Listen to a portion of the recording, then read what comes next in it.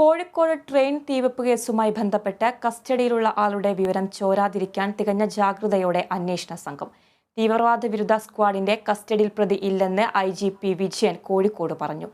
ഉത്തർപ്രദേശ് നോയിഡ സ്വദേശി ഷഹ്റൂഖ് സൈഫിയെ കേന്ദ്രീകരിച്ചാണ് അന്വേഷണം നടക്കുന്നത്. അന്വേഷണ സംഘം ചോദ്യം ചെയ്തു വരുന്ന വ്യക്തി ഷഹ്റൂഖ് സൈഫി ആണെന്നത് സംബന്ധിച്ച വിവരങ്ങളാണ് ഏറ്റവും ഒടുവിൽ പുറത്തുവരുന്നത്. വിവരങ്ങളുമായി കോഴിക്കോട് നിന്നും റിയാസ് KM ചേരുന്നുണ്ട്. റിയാസ്, അന്വേഷണം എങ്ങനെ പുരോഗമിക്കുന്നു? എന്തൊക്കെയാണ് ഒടുവിലത്തെ വിവരങ്ങൾ? അതിര വിവിധ തലങ്ങളിലുള്ള അന്വേഷണമാണ് ഇപ്പോൾ പുരോഗമിക്കുന്നത്. വിവിധ ഏജൻസികളാണ് ഇത് സംബന്ധിച്ച അന്വേഷണം നടത്തുന്നത്. ഒന്ന്, തീവ്രവാദ വിരുദ്ധ സ്ക്വാഡ് ഇത് സംബന്ധിച്ച അന്വേഷണം നടത്തുന്നു. ഒപ്പം തന്നെ ആന്റി നക്സൽ സ്ക്വാഡ് നടത്തുന്നു. കേരള പോലീസ് ഇത് സംബന്ധിച്ചൊരു അന്വേഷണം നടത്തുന്നുണ്ട്. കൂടാതെ തന്നെ റെയിൽവേ പോലീസ് ഫോഴ്സും ഇതേക്കുറിച്ചുള്ള അന്വേഷണം നടത്തുന്നുണ്ട്. അങ്ങനെ വിവിധ ഏജൻസികൾ സംയുക്തമായി അന്വേഷണം നടത്തുന്നു. കൂടാതെ DGP അനിൽകാന്തിന്റെ നേതൃത്വത്തിൽ അനിൽകാന്ത് മുൻകൈയെടുത്ത് ADGP MR അജിത് കുമാറിന്റെ നേതൃത്വത്തിൽ 18 അംഗ പ്രത്യേക അന്വേഷണ സംഘത്തെയും നിയോഗിച്ചിട്ടുണ്ട്. ഇതിന്റെ അന്വേഷണ ഉദ്യോഗസ്ഥൻ ക്രൈംബ്രാഞ്ച് SP വിക്രമനാണ്. ഇവരുടെ നേതൃത്വത്തിലുള്ള അന്വേഷണമാണ് ഇപ്പോൾ നടക്കുന്നത്. അതിനിടെയാണ് കണ്ണൂരിൽ വെച്ച് ഒരാളെ കസ്റ്റഡിയിലെടുത്ത് ചോദ്യം ചെയ്യുന്ന സാഹചര്യം ഉണ്ടായിട്ടുള്ളത്. ഇത് സംബന്ധിച്ച എന്തായാലും ഇത് കസ്റ്റഡിയിലുള്ള ആൾ പ്രതിയാണോ എന്ന ചോദ്യത്തോട് ATSന്റെ കസ്റ്റഡിയിൽ പ്രതിയുണ്ടോ എന്ന ചോദ്യത്തോട് ATSന്റെ കസ്റ്റഡിയിൽ പ്രതിയില്ലെന്ന ഒരു മറുപടിയാണ് കോഴിക്കോട് വെച്ച മാധ്യമങ്ങളോട് IGP വിജയൻ പറഞ്ഞത്. ഉത്തർപ്രദേശ് സ്വദേശിയായിട്ടുള്ള നോയിഡ സ്വദേശിയായിട്ടുള്ള ഷഹ്റൂഖ് സൈഫിയെ കേന്ദ്രീകരിച്ചാണ് പ്രധാനമായും അന്വേഷണം നടക്കുന്നത്. ഈ അന്വേഷണ സംഘം കണ്ണൂരിൽ ചോദ്യം ചെയ്തു വരുന്ന വ്യക്തി ഈ ഷഹ്റൂഖ് സൈഫി ആണെന്ന് സംബന്ധിച്ച വിവരങ്ങളും ഇപ്പോൾ പുറത്തു വരുന്നുണ്ട്. കഴിഞ്ഞ ദിവസം രാത്രി, അതായത് ഇന്നലെ രാത്രി കോഴിക്കോട് എലത്തൂരിൽ നടന്ന ട്രെയിൻ തീവെപ്പ് കേസ് സംസ്ഥാനത്ത് തന്നെ നടുക്കിയിരുന്നു. മാത്രമല്ല, ആക്രമണത്തിനിടെ ട്രെയിനിൽ നിന്നും ആക്രമണത്തിൽ പെടാതിരിക്കാൻ ചാടി രക്ഷപ്പെടുന്നതിനിടെ മട്ടന്നൂർ പാലോട്ടുപള്ളി സ്വദേശിനി റഹ്മത്തിനും അവരുടെ സഹോദരി പുത്രിയായ പിഞ്ചു കുഞ്ഞ് 2.5 വയസ്സുകാരി സഹറയ്ക്കും കണ്ണൂർ പട്ടാന്നൂർ സ്വദേശി നൌഫിക്കിനും ജീവൻ നഷ്ടപ്പെടുന്ന ഒരു സാഹചര്യവും ഉണ്ടായിരുന്നു. അതുകൊണ്ട് തന്നെ ഏറെ ഗൗരവത്തോടുകൂടിയാണ് ഈ കേസിനെ കേന്ദ്ര സംസ്ഥാന ഏജൻസികൾ കണ്ടിട്ടുള്ളത്. മാത്രമല്ല, കേന്ദ്ര സർക്കാർ ഉൾപ്പെടെ ഈ വിഷയത്തിൽ ഇടപെടുകയും ചെയ്തിട്ടുണ്ട്. റെയിൽവേ കീഴിൽ നടന്ന ഒരു അക്രമമായതിനാൽ തന്നെ ഇത് തീവ്രവാദ സ്വഭാവമുള്ള കേസായാണ് പരിഗണിച്ചിട്ടുള്ളത്. റെയിൽവേ പോലീസ് ഫോഴ്സ് തന്നെ 5 കേസുകളാണ് ഇതിൽ 5 വകുപ്പുകൾ ചേർത്തുള്ള കേസാണ് ഇതിൽ രജിസ്റ്റർ ചെയ്തിട്ടുള്ളത്. ഒന്ന് വധശ്രമമാണ്, മറ്റൊന്ന് ഈ ഒരു ബോംബുമായി ബന്ധപ്പെട്ട, അതായത് സ്ഫോടക വസ്തു നിരോധന നിയമവുമായി ബന്ധപ്പെട്ട കേസാണ്. അത്തരത്തിലൊരു തീവ്രവാദ സ്വഭാവമുള്ള കേസായാണ് ഈ സംഭവത്തെ കേന്ദ്ര സംസ്ഥാന ഏജൻസികൾ പരിഗണിക്കുന്നത്. അതുകൊണ്ട് തന്നെ പഴുതടച്ച ഒരു അന്വേഷണം നടത്താനാണ് കേരള പോലീസും RPFും തീവ്രവാദ വിരുദ്ധ സ്ക്വാഡും ആന്റി നക്സൽ സ്ക്വാഡും എല്ലാം തീരുമാനിച്ചിട്ടുള്ളത്.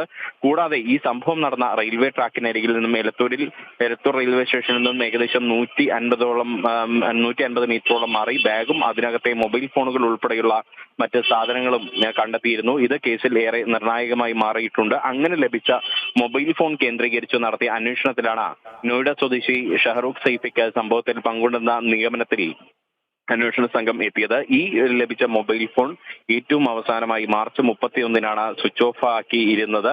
അതുകൊണ്ട് തന്നെ ഇതിന്റെ IMEI നമ്പർ കേന്ദ്രീകരിച്ച് അന്വേഷണം നടത്തി. അപ്പോഴാണ് മൊബൈൽ ഫോണിന്റെ ഉടമ നോയിഡ സ്വദേശി ഷഹ്റൂഖ് സൈഫിയാണെന്ന് അന്വേഷണ സംഘം കണ്ടെത്തിയിട്ടുള്ളത്. എന്നാൽ ഈ അന്വേഷണ സംഘം കണ്ണൂരിൽ നിന്നും പിടികൂടി ചോദ്യം ചെയ്യുന്ന വ്യക്തി പ്രതിയാണെന്ന് സ്ഥിരീകരിക്കാൻ അന്വേഷണ സംഘം ഈ ഘട്ടത്തിൽ തയ്യാറായിട്ടില്ല. അതിന്റെ ഒരു പ്രധാന കാരണം ഇത് അതീവ പ്രാധാന്യമുള്ള ഗൗരവമേറിയ വിഷയമാണ്. അതുകൊണ്ട് തന്നെ അന്വേഷണ വിവരങ്ങൾ ഈ ഘട്ടത്തിൽ ചോരുന്നത് അന്വേഷണത്തെ ബാധിക്കുമെന്നാണ് അന്വേഷണ ഏജൻസികൾ കരുതുന്നത്. അതുകൊണ്ട് തന്നെ അത് ചോരാതിരിക്കാനുള്ള ഒരു കാര്യങ്ങൾക്കാണ് ഇപ്പോൾ ഈ ഏജൻസികൾ പ്രധാനമായും പ്രാമുഖ്യം നൽകുന്നത്. കൂടാതെ ഈ കേസിലെ പ്രധാന സാക്ഷി കണ്ണൂർ മട്ടന്നൂർ സ്വദേശി റാസിക്കിന്റെ മൊഴിയുടെ അടിസ്ഥാനത്തിൽ ഒരു രേഖാചിത്രം തയ്യാറാക്കി പോലീസ് പുറത്തുവിട്ടിരുന്നു. അതിന് പിന്നാലെയാണ് രേഖാചിത്രവുമായി സാമ്യമുള്ളയാളെ കണ്ണൂരിൽ നിന്ന് അന്വേഷണ സംഘം കസ്റ്റഡിയിലെടുത്തത്. ഇയാളെയാണ് ഇപ്പോൾ ചോദ്യം ചെയ്തു വരുന്നത്. മാത്രമല്ല, ഈ റാസിക് എന്ന് പറയുന്നത് ആണ് ഈ കേസിലെ പ്രധാന സാക്ഷി. നേരത്തെ ജീവൻ നഷ്ടപ്പെട്ടിട്ടുള്ള റഹ്മത്തിന്റെ കൂടെ ഉണ്ടായിരുന്ന യാത്രികനാണ്. റഹ്മത്തിന്റെ അയൽവാസിയും ബന്ധുവും ഒക്കെയാണ് ഈ റാസിക്ക്. റഹ്മത്തിന്റെയും അപ്പം പിഞ്ചു കുഞ്ഞായിട്ടുള്ള സഹറയുടെയും കൂടി ഉണ്ടായിരുന്ന യാത്രികനാണ്. ഇയാൾക്ക് ഇന്നലെ നടന്ന സംഭവത്തിൽ പൊള്ളലേറ്റിരുന്നു. തുടർന്ന് ഇയാൾ കൊയിലാണ്ടി ഗവൺമെന്റ് ആശുപത്രിയിൽ ചികിത്സ തേടിയിരുന്നു. കാലിലായിരുന്നു റാസിക്കിന് പൊള്ളലേറ്റിരുന്നത്.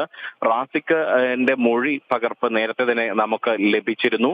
ആ മൊഴി പകർപ്പിൽ വ്യക്തമാക്കുന്നത് റാസിക്ക് ട്രെയിനിനകത്ത് കിടക്കുന്ന സമയത്താണ് D1 കമ്പാർട്ട്മെന്റിൽ നിന്നും D2 കമ്പാർട്ട്മെന്റിലേക്ക്, അതായത് ആലപ്പുഴ കണ്ണൂർ എക്സിക്യൂട്ടീവ് ട്രെയിനിൽ രാത്രി 9:30 അത് എലത്തൂർ റെയിൽവേ സ്റ്റേഷൻ വിട്ട് പിന്നീട് കോരപ്പുഴയിലേക്ക് എത്തുന്നതിന് തൊട്ട് മുൻപായി കൊണ്ട് തന്നെ D1 കമ്പാർട്ട്മെന്റിൽ നിന്നും വന്ന പ്രതി കയ്യിൽ 2 കുപ്പി പെട്രോൾ ഉണ്ടായിരുന്നു. ആ പെട്രോളുമായി D2 കമ്പാർട്ട്മെന്റിലേക്ക് വരികയും D2 കമ്പാർട്ട്മെന്റിലെ യാത്രക്കാർക്ക് മേൽ ഈ ഒരു പെട്രോൾ സ്പ്രേ ചെയ്യുകയുമായിരുന്നു. പിന്നീടാണ് തീ കൊളുത്തി ആളുകളെ കൊല്ലാനുള്ള ഒരു ശ്രമം നടന്നത്.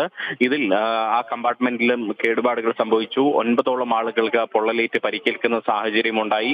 ആ ഘട്ടത്തിൽ ഈ റഹ്മത്തിനും ഒപ്പം ഉണ്ടായിരുന്ന കുഞ്ഞിനും പരിക്കേൽക്കാതിരിക്കാൻ റാസിക്ക് ശ്രമിക്കുകയും ആ തീയണക്കാൻ കൈകൊണ്ട് ശ്രമിക്കുന്നതിനിടെയാണ് തൊട്ട് താഴെ തീ പടർന്നുകൊണ്ട് കാലിലേക്ക് പൊള്ളലേൽക്കുന്ന ഒരു സാഹചര്യം റാസിക്കിനുണ്ടായത്. ആകെ 9 പേർക്കാണ് ഈ സംഭവത്തിൽ പൊള്ളലേറ്റിരുന്നത്. അതിൽ 5 പേർ കോഴിക്കോട് മെഡിക്കൽ കോളേജിൽ ആണ് ചികിത്സയിൽ കഴിയുന്നത്. അതിൽ 2 പേരുടെ നില ഗുരുതരമായി തുടരുന്ന ഒരു സാഹചര്യമുണ്ട്. എന്നാൽ ഇവരുടെ നില അതീവ ഗുരുതരമല്ലെന്ന് പോലീസും വ്യക്തമാക്കിയിട്ടുണ്ട്. ആ 2 പേർ എന്ന് പറയുന്നത് കതിരൂർ സ്വദേശിയായിട്ടുള്ള അനിൽകുമാറാണ്. അദ്ദേഹം അഡ്വക്കേറ്റ് ക്ലർക്കാണ്. തലശ്ശേരിയിലെ വക്കീൽ ഗുമസ്തനാണ്. അദ്ദേഹത്തിന്റെ മകൻ അദ്വൈതനുമാണ് ഒരു ഗുരുതരമായ ഒരു പരിക്കേറ്റിട്ടുള്ളത്. മാത്രമല്ല കൂടാതെ അദ്ദേഹത്തിന്റെ ഭാര്യ സജിഷ, കണ്ണൂർ തളിപ്പറമ്പ് സ്വദേശി റൂബി എന്നിവർക്കും പരിക്കേറ്റിട്ടുണ്ട്. മറ്റൊരു തളിപ്പറമ്പ് സ്വദേശിയായ ജ്യോതീന്ദ്രനാഥിനെ കോഴിക്കോട് ബേബി മെമ്മോറിയൽ ആശുപത്രിയിൽ പ്രവേശിപ്പിക്കുന്നു. കണ്ണൂർ സ്വദേശിയായ പ്രകാശനെയും ഇതേ ആശുപത്രിയിൽ പ്രവേശിപ്പിക്കുന്നുണ്ട്. ഒപ്പം തൃശൂർ മണ്ണുത്തി സ്വദേശിയായ പ്രിൻസിനെ ഈ സ്വകാര്യ ആശുപത്രിയിൽ പ്രവേശിപ്പിച്ചിരുന്നു. പ്രിൻസ് കൊയിലാണ്ട് റെയിൽവേയിലെ ഒരു സെക്ഷൻ എഞ്ചിനീയറാണ്. അദ്ദേഹത്തിന്റെ ഭാര്യ അശ്വതിക്കും പരിക്കേറ്റ് അശ്വതിയെ കോഴിക്കോട് മെഡിക്കൽ കോളേജിലും പ്രവേശിപ്പിച്ചിരുന്നു. അതിൽ 9ാമത്തെ ആളായ റാസിക്കാണ് കൊയിലാണ്ട് ഗവൺമെന്റ് ആശുപത്രിയിൽ പ്രവേശിപ്പിക്കപ്പെട്ടിരുന്നത്. ആ ഘട്ടത്തിലാണ് ട്രെയിനിൽ തനിക്കൊപ്പം ഉണ്ടായിരുന്ന റഹ്മത്തിനെയും കുഞ്ഞിനെയും കാണാനില്ലെന്ന വിവരം റാസിക്ക് പോലീസിനോട് പറയുന്നത്. തുടർന്ന് നടത്തിയ ഒരു അന്വേഷണത്തിലാണ്, ഒപ്പം തന്നെ പ്രതിക്കായി നടത്തിയ തിരച്ചിലിനിടെയാണ് എലത്തൂർ റെയിൽവേ സ്റ്റേഷനിൽ നിന്നും 150 മീറ്ററോളം മാറി 3 മൃതദേഹങ്ങൾ ട്രെയിൻ തട്ടി മരിച്ച നിലയിലുള്ള ഒരു മൃതദേഹങ്ങൾ റെയിൽവേ ട്രാക്കിനകത്ത് കാണപ്പെടുന്നത്. അത് റഹ്മത്തിന്റേതാണ്, ഈ കുഞ്ഞ് സഹറയുടേതാണ്. ഒപ്പം തന്നെ പട്ടന്നൂർ സ്വദേശിയായിട്ടുള്ള നൌഫിക്കിന്റേതാണെന്ന് പിന്നീട് പോലീസ് സ്ഥിരീകരിക്കുകയുണ്ടായി. ഇവർ 3 പേരും ഈ അക്രമത്തിൽ പെടാതിരിക്കാൻ താഴേക്ക് ചാടിയപ്പോഴാണ്, ട്രെയിനിൽ നിന്ന് ചാടിയപ്പോഴാണ് തലയടിച്ച് മരണപ്പെടുന്ന ഒരു സാഹചര്യം ഉണ്ടായത്. ഇവരുടെ തലയ്ക്ക് പിറകിലെല്ലാം തന്നെ ആഴത്തിലുള്ള മുറിവുണ്ടായിരുന്നു എന്നുകൂടി അന്വേഷണ സംഘം സ്ഥിരീകരിച്ചിട്ടുണ്ട്.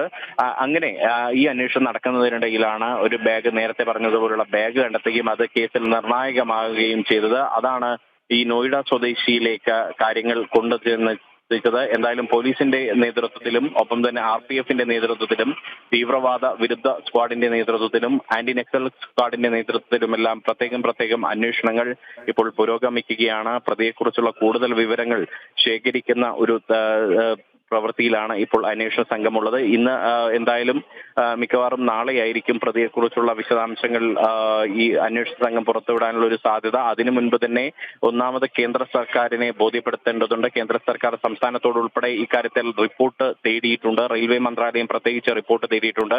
ഇതിൽ ആസൂത്രിതമായ ഒരു അക്രമമാണ് എന്ന് തെളിഞ്ഞു കഴിഞ്ഞാൽ അതിൽ NIAയുടെ അന്വേഷണം ഉൾപ്പെടെ ഉണ്ടാകും എന്നൊരു സൂചനയും ഈ ഘട്ടത്തിൽ നമുക്ക് ലഭിക്കുന്നുണ്ട്. അങ്ങനെയെങ്കിൽ ഈ കേസ് NIA ഏറ്റെടുത്തുകൊണ്ട് അന്വേഷിക്കുന്ന ഒരു സാധ്യതയുണ്ടാവും. അതുകൊണ്ട് തന്നെ ആ കേസ് തീവ്രവാദ സ്വഭാവമുള്ള ഒരു കേസായിട്ടാണ് ഈ ഘട്ടത്തിൽ പരിഗണിക്കുന്നത്. അതുകൊണ്ട് തന്നെ ഈ കേസിൽ ആസൂത്രിതമായി നടന്നോ അല്ല മറ്റു കാര്യങ്ങളാണോ നടന്നത് എന്നത് സംബന്ധിച്ച അന്വേഷണമാണ് ഈ ഘട്ടത്തിൽ അന്വേഷണ ഏജൻസികൾ നടത്തുന്നത്.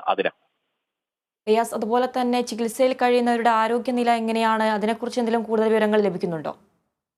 അതിന് പ്രധാനമായും ചികിത്സയിൽ ഇന്നലെ രാത്രി ഉണ്ടായിരുന്നത് 9 പേരാണ്. ഞാൻ നേരത്തെ സൂചിപ്പിച്ചതുപോലെ അവരെ ഈ 9 പേരെയും പ്രവേശിപ്പിച്ചിരുന്നത് എന്ന് പറയുന്നത് അതിൽ 5 പേരെ കോഴിക്കോട് മെഡിക്കൽ കോളേജ് ആശുപത്രിയിലായിരുന്നു പ്രവേശിപ്പിച്ചിരുന്നത്. മറ്റ് 3 പേരെ കോഴിക്കോട് ബേബി മെമ്മോറിയൽ ആശുപത്രിയിലും റാസിക് എന്ന് പറയുന്ന സുപ്രധാന സാക്ഷിയെ കൊയിലാണ്ടി ഗവൺമെന്റ് ആശുപത്രിയിലുമാണ് പ്രവേശിപ്പിച്ചിട്ടുള്ളത്. അതിൽ ഗുരുതരമായി പരിക്കേറ്റത്, പൊള്ളലേറ്റത് കതിരൂർ സ്വദേശികളായിട്ടുള്ള തലശ്ശേരിയിലെ വക്കീൽ ഗുമസ്തൻ കൂടിയായിട്ടുള്ള പൊയിൽ വീട്ടിൽ അനിൽകുമാറിനും മകൻ അദ്വൈതനുമാണ്. ഇവരെ കൂടാതെ കോഴിക്കോട് മെഡിക്കൽ കോളേജ് ആശുപത്രിയിൽ അനിൽകുമാറിന്റെ ഭാര്യ സജിഷയെയും തളിപ്പറമ്പ് പട്ടവും സ്വദേശിനി നീലമ്മ വീട്ടിൽ റൂബിയെയും തൃശൂർ മണ്ണുത്തി മാനാട്ടിൽ വീട്ടിൽ അശ്വതിയെയും ആണ് അവിടെ പ്രവേശിപ്പിച്ചിട്ടുണ്ടായിരുന്നത്. അവർക്ക് പുറമെ ഈ അശ്വതിയുടെ ഭർത്താവും നേരത്തെ ഞാൻ സൂചിപ്പിച്ചതുപോലെ കൊയിലാണ്ടി റെയിൽവേയിലെ സെക്ഷൻ എഞ്ചിനീയറുമായിട്ടുള്ള ഉദ്യോഗസ്ഥനുമായിട്ടുള്ള പ്രിൻസിനെ അവർ തൃശ്ശൂരിൽ നിന്ന് കൊയിലാണ്ടിയിലേക്ക് വരുന്ന സമയത്താണ് ഈ ആക്രമണം ഉണ്ടായത്. പ്രിൻസിനും പൊള്ളലേറ്റിരുന്നു. പ്രിൻസിനെ ഈ കോഴിക്കോട് ബേബി മെമ്മോറിയൽ ആശുപത്രിയിൽ പ്രവേശിപ്പിച്ചു. തളിപ്പറമ്പ് സ്വദേശിയായ ജ്യോതീന്ദ്രനാഥിനെയും ബേബിയിൽ ആണ് പ്രവേശിപ്പിച്ചത്. കണ്ണൂർ സ്വദേശി പ്രകാശിനെയും ബേബിയിലാണ് പ്രവേശിപ്പിച്ചത്. ഇതിൽ റാസിക്കിനെ ഇന്നലെ രാത്രി തന്നെ ഡിസ്ചാർജ് ചെയ്തിരുന്നു. കാരണം അന്വേഷണത്തിന്റെ ഭാഗമായിട്ട് പ്രധാന സാക്ഷി എന്ന നിലയിലായിരുന്നു റാസിക്കിനെ ഡിസ്ചാർജ് ചെയ്തിരുന്നത്. അദ്ദേഹത്തിന്റെ കാലിനടിയിലാണ് പൊള്ളലേറ്റിട്ടുണ്ടായിരുന്നത്. ഒപ്പം തന്നെ ഇന്ന് കണ്ണൂർ സ്വദേശി പ്രകാശനെയും ഡിസ്ചാർജ് ചെയ്തിട്ടുണ്ട്. മറ്റ് 7 പേരും ഇപ്പോൾ ചികിത്സയിൽ തുടരുകയാണ്. അതിൽ 2 പേരുടെ നിലയാണ് ഗുരുതരം. എന്നാൽ ഇവരുടെ ആരുടെയും നില അതീവ ഗുരുതരമല്ലെന്ന് പോലീസ് അറിയിച്ചിട്ടുണ്ട്. ആതിര. ശരി റിയാസ്, കോഴിക്കോട് ട്രെയിൻ തീവെപ്പ് കേസുമായി ബന്ധപ്പെട്ട് കസ്റ്റഡിയിലുള്ള ആളുടെ വിവരം ചോരാതിരിക്കാൻ തികഞ്ഞ ജാഗ്രതയോടെ അന്വേഷണ സംഘം. തീവ്രവാദ വിരുദ്ധ സ്ക്വാഡിന്റെ കസ്റ്റഡിയിൽ പ്രതി ഇല്ലെന്ന് IGP വിജയൻ കോഴിക്കോട് പറഞ്ഞു. ഉത്തർപ്രദേശ് നോയിഡ സ്വദേശി ഷഹ്റൂഖ് ഷെയ്ഫിയെ കേന്ദ്രീകരിച്ചാണ് അന്വേഷണം നടക്കുന്നത്. അന്വേഷണ സംഘം ചോദ്യം ചെയ്തു വരുന്ന വ്യക്തി ഷഹ്റൂഖ് ഷെയ്ഫി ആണെന്നത് സംബന്ധിച്ച വിവരങ്ങളാണ് ഏറ്റവും ഒടുവിൽ പുറത്തുവരുന്നത്. വാർത്തയുടെ കൂടുതൽ വിശദാംശങ്ങൾ നൽകുകയായിരുന്നു കോഴിക്കോട് നിന്നും റിയാസ് KM.